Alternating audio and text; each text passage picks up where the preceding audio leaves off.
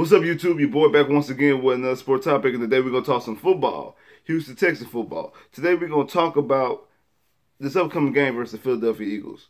Houston Texans travel to Philly. What does this really mean? What does this game mean now and going forward for the franchise?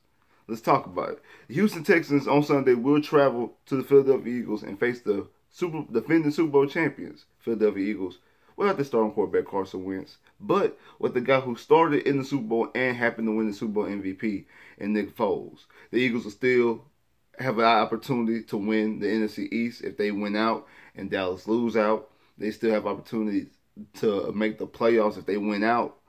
And Minnesota, I think, loses one game. And the Redskins lose. No, but I think they sweep the Redskins. No, that's who they play the final game of the season is the Redskins. I'm sorry. So yeah, so if they win out and they beat Minnesota, they happen to get into the wild card as again to their 6th seed. So they still have a lot to play for. So it's not that they're just gonna be rolled over them and playing dead. They actually still have a chance and the opportunity to play. They haven't put Carson Wentz on IR. I think that's foolish because, in my personal opinion, I never believed that Carson Wentz was actually healthy to begin with, coming back from the ACL. Remember, his ACL was a month after Deshaun's, and he had a worse tear. He had an ACL and an MCL or ACL the piece. It wasn't just a straight ACL tear. It was other ligaments involved, and he came back with 2 weeks after Deshaun. Like, he was playing like the 3rd week of the season. So I don't think that he was ever fully healthy, and that's part of the reason why they come into this game as a 7-7 team. I don't think that he was fully healthy to begin with. And I think they tried to rush him back too soon. I think part of the reason because they seen that Deshaun was on track and ahead of schedule, and they feel, well, hey, we had the MVP. We could win the Super Bowl again with our real franchise quarterback. So they wanted to play him, and he ended up suffering a hairline back fracture. Go ahead and rest him. Even if you guys make the playoffs, it's not worth risking your 15 years in the future. This is just my personal opinion. This is just me. This is not me being a Texas fan. This is me just being an actual football person, football fan. Don't risk your future on an opportunity to get into the playoffs. Because you still got to go up against Clowney and Watt. And then when you get to the playoffs, it's not for certain that you win. And what about if you re-injure him and now you can jeopardize your franchise quarterback going forward because you were trying to get into this, trying to get to the playoffs this year. It's okay to take, you got a Super Bowl. It's okay to take a year back and let's get our quarterback healthy because that should be your main focus. Like the Texans, main focus is to win a game and to make sure number 4 walks away because you've seen what happened when number 4's not playing. But speaking of the Texans, let's talk about it. Let's talk about what this game actually means because I've been hearing things in chatter all week saying this is the biggest game in Bill O'Brien's career as a head coach. And I've even heard people take it as far as the biggest game in franchise history. I agree that it's the biggest game going up and leading up into the game in Bill O'Brien's career as a head coach. Not in franchise history because go back to 2012 against Minnesota. You beat the Vikings. It's over. You were the number 1 seed in the postseason. If you beat the Eagles, yes, you still are in control of the number 2 seed and possibly get a number 1 seed, but you could lose to Jacksonville and not win the number 2 seed. So, it's the biggest in Bill O'Brien's because he's never been in this type of situation before. He's never had double-digit wins. He finally got his first double-digit win season when he won Saturday against the Jets, but not in the franchise. I know it's a short franchise, but 2012 game against Minnesota at home was a bigger going into that game because you could have clinched the number 1 seed. This one, you're basically clinching the number 2 seed, but it's not for certain. And at the end of the day, it's not the number 1 seed. But you still could possibly get the number 1 seed. Very, very slim chance. Depends on what happens tonight against the Chargers and the Ravens, and also what happens to the Chiefs. You would need the Chiefs to lose to Seattle lose to Seattle Sunday night, and then also lose to Oakland last game, and you would need San Diego to lose 1 game, either this Baltimore game or the Denver game, and you would happen to get the number 1 seed if you win out. It's a very slim chance. It's a possibility, but I highly, extremely doubt it. But the most important thing is you to get this number 2 seed. And I think that you have a legitimate shot of getting number 2 seed. You got to handle your business, of course. It all matters on you. And that's the beauty about this. We don't have to scoreboard watch. It doesn't matter what goes on at Tennessee tonight. It doesn't matter what goes on at Indy on Sunday. You take care of your business, you are division champions. But if you don't take care of your business, you could possibly go into that last Sunday against Jacksonville, which I know people like Jacksonville. They still got Ramsey. They still a legitimate defense. I think they still top. I think they're number 6 in total defense. They're number 2 in the pass. Like, they're still legitimate defense. And if you go back over franchise history, no matter if the Texans were good and Jacksonville is bad, no matter if Jacksonville is good and Texans were bad, since 2002, those games have always been close, always been flip-flop, split or close games. I think our first walk-off touchdown was against Jacksonville, our second year, when David Carr hopped over the goal line, first walk-off touchdown. So we've seen that type of thing happen before, and you don't want to put that, even though it's in NRG, even though you got trust in your quarterback and your defense, you want to end it now. Because if you lose both games, and say the Colts and the Titans win tonight against the Redskins, and the Colts beat the Giants, and you lose your game, the winner of that Titan-Colt game win the division because they have a bad divisional record. Because at that time you'll be 3-3, you would split. But you can end it now. You can end it tomorrow. Tomorrow night you can end this. Now we have some players who are not going to be playing. Lamar Miller's already been listed as inactive because of ankle injury. So that means we're going to definitely see Alpha Blue start, and we're going to see Deontay Foreman play. Finally get to see Deontay Foreman play. I've been wanting to see him play because we need to get him ready and right for the postseason anyway. We need to get him some snaps, get him some hits. He needs to get hit to see how he can trust that ankle and the Achilles. So we need to see that. One thing about Alpha Blue, if you look over Alpha Blue's 10 years of Texan, he's good for $1.50 game. Like he gets you one. He gets you one a year. He gets you a 100-yard game at least one time every year. He good for one. He good for one. And the Eagles have a bad rush defense. I think they're like that. That's their weakness. Is their rush? They have a horrible rush defense. So this is where now they have a good pass rush, which is going to be an issue. Like I said about the Jets last week. Your weakness is their strength. The Jets' strength was a blitz.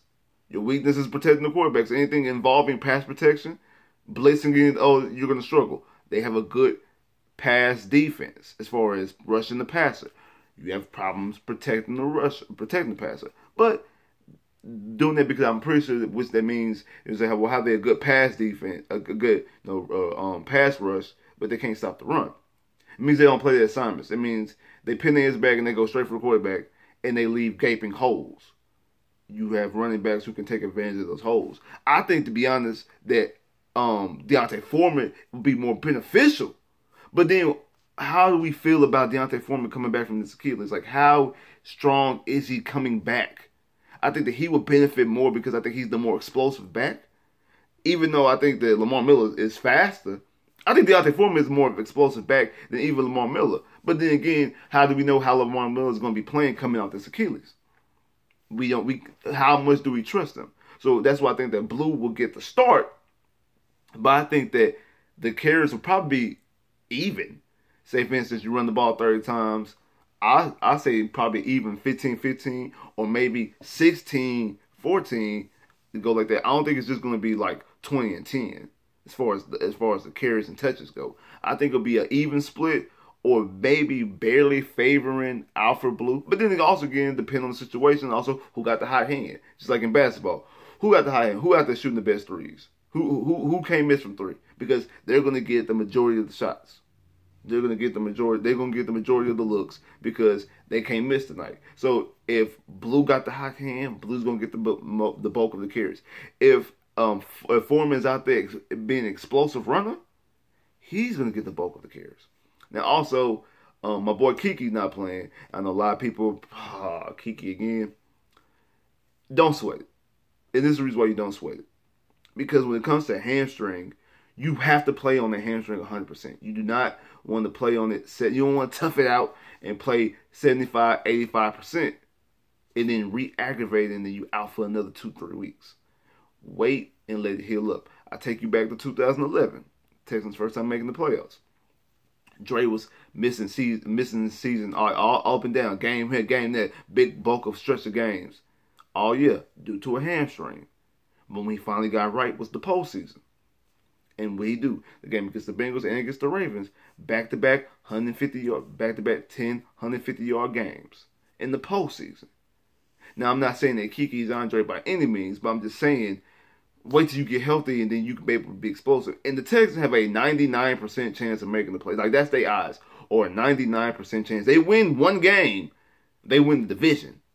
And even if they lose out, if the Steelers or the Ravens lose a game out of the 2 games they got left, and it's at LA against the Chargers for the Ravens tonight, and then Pittsburgh plays at the Saints. If they lose, one of those teams lose one game out of the next 2, so that means that's 4 games, 2 for each team. If one of them lose one, the Texans clinch a playoff spot. Automatic. But if they win out or if they win one game, they win the division. So it'll be extremely hard for the Texans not to make the playoffs. You're going to more than likely get more games. Now, not to put the cart in front of the horse, but you're more than likely, it's a 99% chance that you're going to make the playoffs. So I have no problem with resting Kiki. Yes, I want the number 2 seed. I want this franchise to do something special, do something it's never done before, get the number 2 seed. But I do want Kiki to be healthy because I do think Kiki can be more effective. Now, facing this Eagles team, this is a game that I circled on the schedule because this was a game that I thought that would definitely exploit the secondary going into the game. Now, again, I was thinking, Carson Wentz, Alshon Jeffrey, Zach Ertz. I was thinking about that. At that time, they didn't have Golden Tate. Now they got Golden Tate. And they got Nick Foles, who, like Honcho say, he out here playing for a contract because you're not bringing Nick Foles back under that cap number next year, especially if you believe in Carson. But then again, he might want to say, hey, if I lead y'all to another Super Bowl and get another chip, happen to be another Super Bowl MVP, y'all really gonna let me go? Y'all really think Carson y'all starter? I got you too. So that's his mindset. So I think you're going to be getting him at his level. But I think that JJ and Clowney and Mercer, I think we can put a pass rush on him. I do think that we can get to him. I think that we can put heat on him. Hopefully. But I think we can. And I think that our run team, our run game, our ground game, we'll be able to shorten the game and run the football with them. Because they have a bad run defense. I know Hop had the ankle injury. He rolled his ankle. I think Hop is going to be fine. I think that Hop is going to go out there and do number 1 receiver type things. So I have a good feeling. So what does this game actually really mean? This game really means that you have an opportunity to do something you've never done before. One clinch division, you've done that before. But become a number 2 seed. And if you win and the Patriots lose to Buffalo, which is highly unlikely. It's extremely unlikely. I know we heard all the stuff about Flash, all the things going out with Flash, and the Patriots don't have a number 1 receiver, and Gronk is not playing like Gronk, and Elman's banged up, and just all the situations that the Patriots are going through. Tom Brady's 41 years old. He's not taking the hits like he normally do. Linebackers was way over there. He's throwing off his back foot. He's not stepping into his throws. I get all that, but it's still the Buffalo Bills. And I believe, I've been saying this since for the past couple weeks. I told y'all that the Patriots are going to be 11-5 football team and more than likely lose in the first round. And I believe that. Even more now, because one, they already got their 5th loss, so the best they can be is 11-5. But even more now, I think they're going to lose the first round of the playoffs, whoever they play. If it's Indy, if it's Baltimore, if it's even if it's Tennessee, whoever the Patriots play, the first round of the playoffs, more than likely the Patriots will lose. More than likely I think the Patriots will lose. And this is another reason why it means so much to get this number 2 seed. Because just in case, let's say for instance, the Patriots do win their first playoff game in the wild card spot. That's who they play. The Patriots will be coming to NRG in the second round.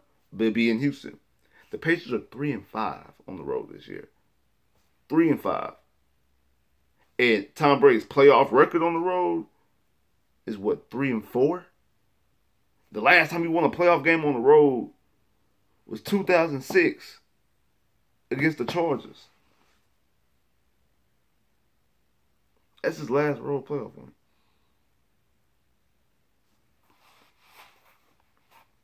(2006). Over 10 years ago. 12 years ago. Was the last time he won a playoff game on the road.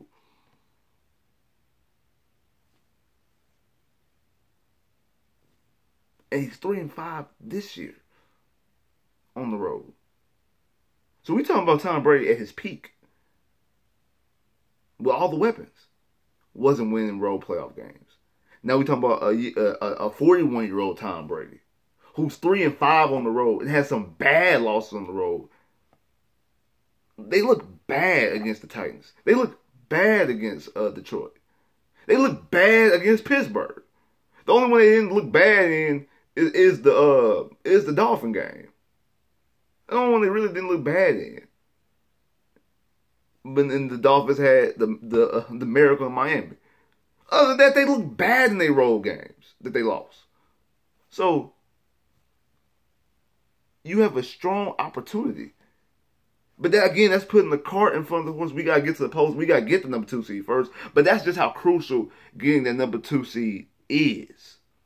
That's the type of stuff that puts you in. So you don't want to when you have an opportunity like that, you don't want to let that opportunity slip and you not get the number 2 seed. You got to get it. You got to take care of business and get this number 2 seed. And just think about this for going into the draft last year. Going to the draft last year. A lot of people, a lot of naysayers was telling Texas, because, the whole Oswald experiment we knew was a failure. They talking about go get Tony Romo. And some Texas fans probably felt this way too. Go get Tony Romo. Go get Tony Romo. Get offensive lineman, which, as we see, offensive lineman is a struggle. Because this draft class of quarterbacks it's not it. Next year is going to be the class with Sam Darnold, which looks good. Baker Mayfield, which looks good. I didn't really say nothing too much about Lamar Jackson. Maybe they want to make him a receiver. Josh Allen, which is... No one's talking about Josh Allen developing skills, but anyway. Josh Rosen. We want to get him some more weapons. We want to see what's going on. We're talking about that's the draft class of quarterbacks, because this class with Trubisky and Mahomes and Watson, it's not a good quarterback draft class. And you have Watson, his rookie year before he gets hurt, was on the trajectory to break every rookie record as a quarterback. Mahomes, his first year starter, has already thrown for 45 touchdowns. He's gonna more than likely throw for 5,000 yards and 50 touchdowns. He's a strong possibility he throws for 5,000 yards, 5 touchdowns in the second year. Trubisky, the jury's out on Trubisky. I don't think Trubisky is a franchise quarterback. I don't think Trubisky is a guy who's gonna. I think Trubisky is like Andy Dalton and a guy who's going to be on good football teams, but he's not the driving force of the... But we're going to see. It's just a second year. We're going to see. But what I'm saying... Well, I bring this up to say this. What Deshaun did his rookie year before he got hurt, what Mahomes is doing now, and what all three of them have the opportunity to do. And what I mean by that is that in their second season, Mahomes can be the number 1 seed, Deshaun can be the number 2 seed, and because the way that the Rams are starting to fall off and the Bears have beaten the Rams, the Bears could jump up and be the number 2 seed in the NFC. Therefore, a draft class of quarterbacks that are not that good going into that draft, the 3 first-round picks of quarterbacks, all 3 of them in their first opportunity in the postseason, all three of them get buys. And more than likely, you might see one, if not two of them, in the bowl.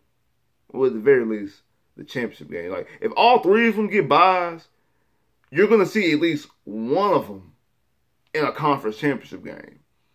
More like the odds are, if you got the odds are that all you need is one of them to win a game, and they'll get to the conference championship game.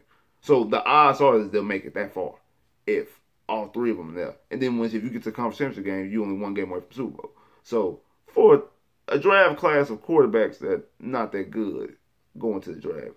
So I'm not an expert. Never claimed to be. But a lot of people claim to be experts.